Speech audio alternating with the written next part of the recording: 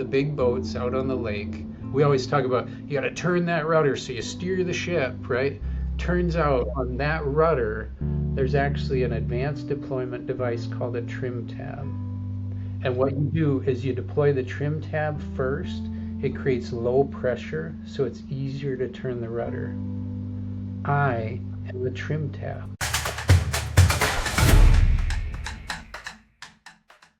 Welcome back to Grow Healthy, Help People. I'm here with Shaun Floerke, a new friend of mine, a friend from far north of where I am. I'm sitting in Tennessee, Right. and Shaun, where are you sitting today? Duluth, Minnesota. God's country, baby. Duluth, Minnesota. It is winter here in Tennessee. I guess it's very winter in Duluth, Minnesota. You don't know winter, man. Actually, That's it's so true. 32 and melty up here. It's just horrible, right? Oh, man. If it's gonna be cold, bring us snow and then it disappears. Yeah. And so, Shaun, you lead is it Boreal Waters Community Boreal Waters. Foundation? Yeah, and Boreal Boreal is the Waters. northern forest.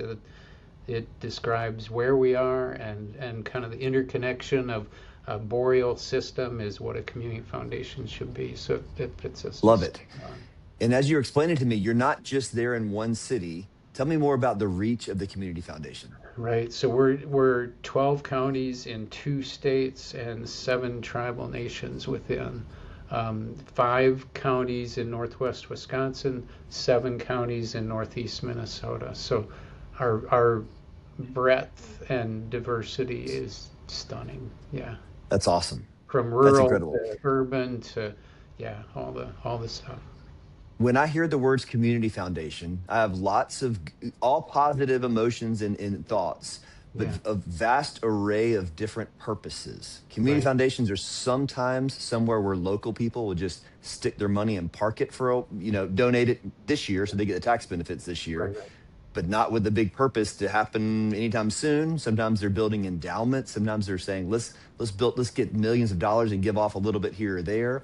yeah, Some community foundations have a lower balance of assets because they're just churning the money out into the community. Some send money far away. Some keep money close by. Give me a quick overview of what you and the foundation do there. yeah. Oh, that's a great question. And I confess, when I applied for this job, I had to Google community foundation. I didn't know. Um, I'd say we have been a traditional grant and scholarship shop, giving away lots of beautiful grants, lots of beautiful scholarships for 40 years. I came in, I was coming from a whole different system. I was a district court judge. I built treatment courts. I walk into places and I'm like, what can we do better? Uh, and I walked into this place and we worked hard to make our grants more deep, more meaningful, more long-term scholarships. You wouldn't believe what you got to do to create your own special scholarship here. You've got to pay for 25% of a kid's education from start to finish. Period. Full stop. But that's not enough, you know? For instance, we've got an endowment. It's on Wall Street, just like everybody else's endowment, right? Put your money on Wall Street and then you spend $5 in your community. I'm like, that doesn't make any sense. Why am I investing in housing? I've got housing investments in REITs in New Jersey and Las Vegas. Why aren't we, as a community foundation, as a place-based funder, invested in our people, our neighborhoods, our housing? So the big idea we're leaning into is to move 25% of our endowment into local investing. I want that in our communities, the way it used to be, right? People invested in their neighbors back in the day. Now it all Yeah. goes to Bezos and the guys. Um, Yeah. Just to clarify for people that don't really understand what Shaun was saying here, you guys receive donations locally. And then to build this endowment, the money is being parked at some big investment firm, invested in a REIT or some other tool for maybe good investments. Maybe it's making 6%, 8%, maybe hit 10% one year. That's great. But you're saying, why are we taking our local money, putting it over there, helping these companies get rich, and we make 6 or 8% a year, and we give away some of that money, and that feels good, and we give out scholarships, but we want it to stay here. We don't want to ship our money over there and hope that investment grows. We want the investment to grow here. So what are some of the things you're doing now? Are you investing? Is it building? What are you doing to turn that money and have the same similar investment, but have that locally? we are so our first investment. I just love it's Grand Marais. It's way north of here. They're building a 36 unit apartment building. Half of it is affordable, half of it is workforce housing, right? So it's the housing they need. Um, a third of the money behind it is local cash. It's people who've run lumber yards, people who've owned hardware stores, and they're like, we need to step up and solve things in our community. Ain't nobody coming along to save us. We need to work. Um, Mm. and we got And invited. they get to drive by and see Oh my what they've gosh, right? invested in. We went to the, you'd have loved this. We went to the grand opener, the groundbreaking, and Yeah. they had passed out little name cards that said owner and then a person's name written Wow. on it in Sharpie. And there's guys in seat caps and, mud boots and all. I'm like, this is how community transforms itself. And when we got That's invited awesome. in, we're not leading edge on that. We got Sure. invited in, $250,000, 6 years, 6%. Super plain Jane. I'm like, give me that. I want to be Yeah. part of that. And if Yeah. and not every community can do that right now, right? You got to have some wealth to put up a third of a capital stack. But if we can be part of that kind of community, show up, solve your problems, and then they attracted state funders, right? Once they got going, everybody's like, huh, I'd like to be part of that. And if they'd have just sat back there saying, when's the state gonna save us? Ain't nobody from the state knocking on their door, right? So it's this really cool, thriving cycle that I just love. And so I think about that in terms of how we invest. Housing is, it's, I don't know if it's critical where you are, but it's like the thing, right?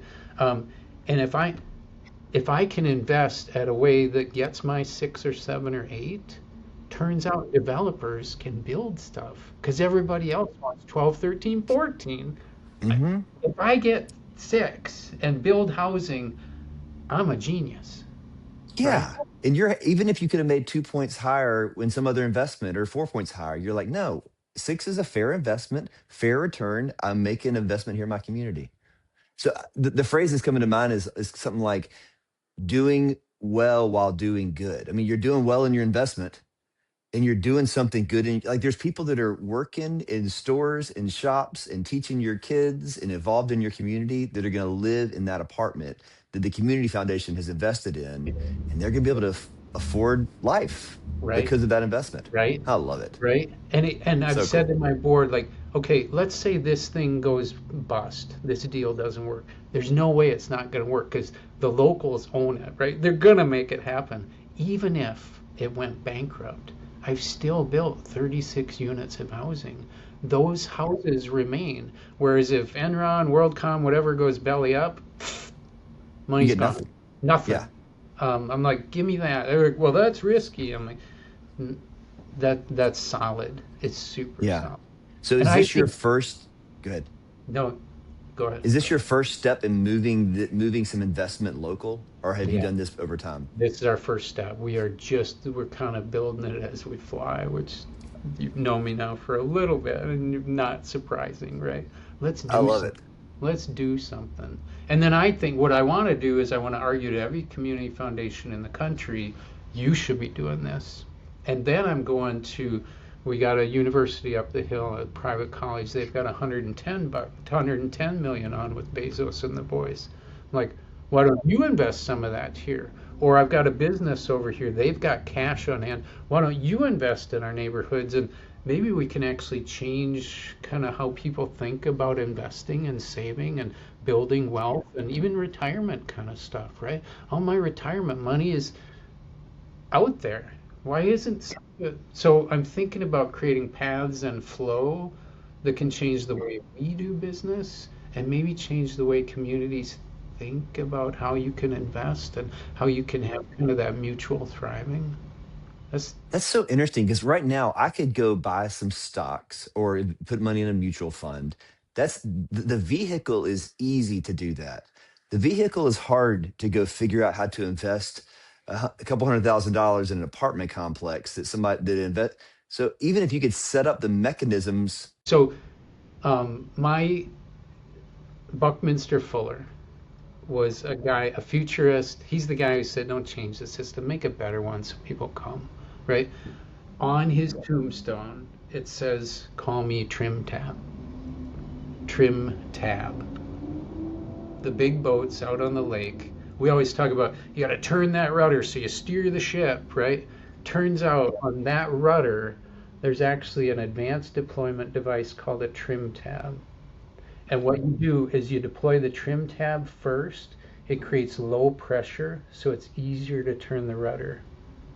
I am the trim tab. I am willing to find the way, we are willing to find the way to make it easy to invest.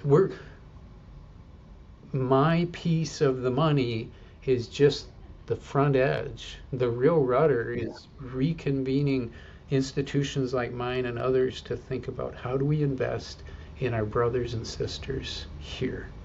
Um, so trim tab, yeah, it's scary. People are like, I don't want. Yeah, it really resonates, right? It's like somebody's gotta step in, and I get it. It's fraught, it's scary, it's difficult. So then one of us should step forward and then invite others in as the pressure eases a little. And who better to lead than the Boreal Waters Community Foundation? We're a community foundation. That's what we ought to That's be what we doing. do. Yeah, Yeah. yeah. We So, show up so for that is our some of your investments. That is some of your, hey, how are we going to do good with our money rather than parking right, it at some big investment right, firm? right. What are some of the programs? You're still going to do scholarships and still do, other grants locally. What are you guys focused on? What matters most to the foundation and the community there? We think we have an ability to be a convener. So I don't I don't subscribe to the thought that I have all the good ideas or we have all the good ideas. What we're trying to do is weave partnerships, right? Like, so this investing that I'm talking about doing, I have 3 regional foundations that are interested. They got $7 billion between the 3 of them. I've got a health system. I'm talking to the mayor. So we are convening in spaces where we can kind of help people work together for progress. So I think about the term in community foundations is community leadership. So how do we set the table? How do we try and build those relationships? I'm agnostic in terms of what we work on. If you went to we are listening to communities. So one community will say, it's going to be workforce, or geez, we really need to work on this, or we really need to work on that. We're kind of here to try and help bring that together and start it. Um, that sounds vague, but it's actually a working metaphor that works really well. The mission is to pull the right people together, to listen, and then to help them advance their ideas, not you bringing all the ideas. Show me what you need funding for. Let's get the right people around the table. Let's have the conversation, and then let's pull some triggers. Yeah, yeah. And like for instance, I talked about the scholarships and the changes. You've got to pay for 25% of the student's Mhm. education to start a scholarship with us. We switched the question from what do donors want to what do students need. And so we've been able to organize those kind of conversations and those kind of thinking, and people are like, oh my gosh, right, right. Some kid doesn't need $280, right? Yeah, Like, and grandpa feels good about having a scholarship in his name, but 280 bucks yeah, is almost just yeah, noise. yeah, yeah. So Yeah. if you want to be a special snowflake, you got to bring a serious amount of cash because you're gonna. And then we have collective scholarships. Shay, you could put $5 into it and we'd use it well. I'm not saying this is all for. I'm not saying this is all kind of rich guy stuff. It's across the board. But what do students need? What does our community need? As opposed to I have an idea or this person has an idea or that person has an idea. Yeah, I like that thought of let's get on the road and get journeying and then figure out the destination. Yeah, Like if we yeah. start off on day one and say, this is exactly where we're going to go, this is Oh all we're going to man. work on, Oh, y- you've already right, failed. You right. failed because something's going to come up and you're going to say, we can't do it. And that's what you need Yeah, to work on. yeah, Yeah. yeah. Have a big vision, start small, and learn. Right. Just Yeah. I'm always I- like, I don't want a potential. I want a thing to do. Let's start yeah. one. Let's build an apartment building right up there in 2026. Let's put up 130 units of affordable housing. Boom. And then And let's let's do be that. there helping the first resident move in, and I'll be Yeah, loading their yeah. boxes and helping them move in Right. because I Right. own part of this. I want them to Right. succeed. They want us to Right. succeed. Right. Well, and the other piece is if I put, I'm just making up numbers, Shay. If I put $5 million into a new affordable apartment building, that's community ownership.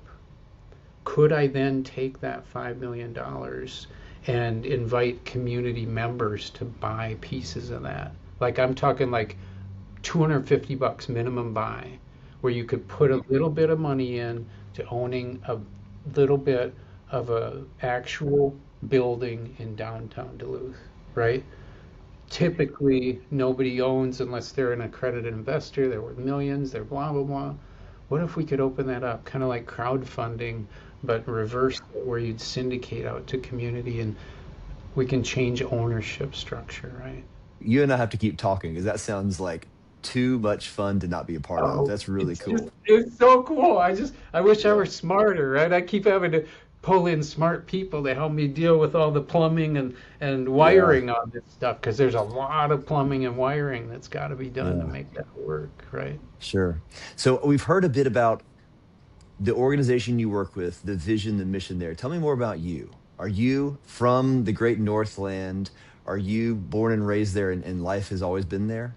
No, I was born in Wisconsin, so in the driftless zone of Wisconsin. Some of your folks will know that it's fly fishing heaven, man. People go from all over the country to fly fish where I grew up. We went through Madison.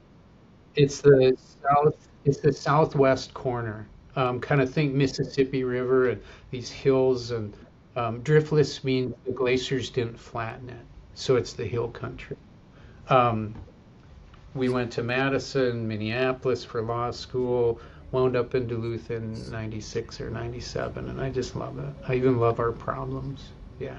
So when you arrived in Duluth, did you begin working in a law firm, being an attorney, serving people, and so what did that look like, and what has that transition been from attorney, being engaged with clients to judge, now to the foundation? Yeah, it really weird. I I did public service law most of my life. I couldn't stand the idea of just getting paid to fight with people. I wanted a bigger purpose, right? And then I get on the bench and I look around and they're doing the same thing the same way every time and wondering why it doesn't work. I'm like, that's crazy. So we built drug courts, which are, wraparound courts trying to solve for the needs that brought people there so they don't come back again, right? Okay, tell me a little bit more about drug courts. I know that term vaguely, but most folks probably won't know that. Yeah, it is the most effective criminal justice intervention in our nation's history, period, full stop. And it's the idea that, okay, I got somebody coming in with a felony drug issue or a felony driving impaired issue. Um, they clearly have problems with substances, most of them.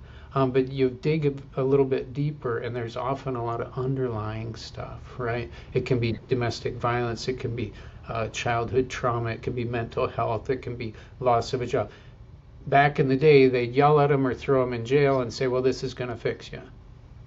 How does that fix? So you bring in community therapists, high intense probation, testing, GEDs, helping people get work. You try to address the whole person and the system around them that made that behavior a viable choice, right? And it saves money and it saves lives, right? It's red or blue. I'm like, do you love people? This is phenomenal. Do you love saving money? This is phenomenal, right? But when you're in a courtroom, you're always dealing with stuff that started 5 years ago, 10 years ago, 20 years ago, and you feel like you're doing jujitsu with stuff coming at you, right? And you're trying to do your best.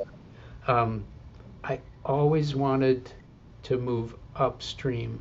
Could I change community a little bit so fewer boys and girls wound up in a courtroom? Turns out a community foundation can do that. right?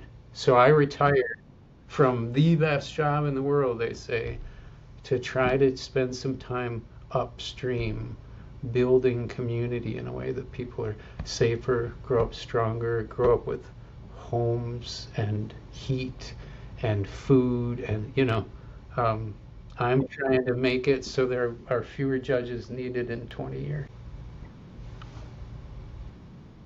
It's been fun. I don't get hugged on the street as much anymore.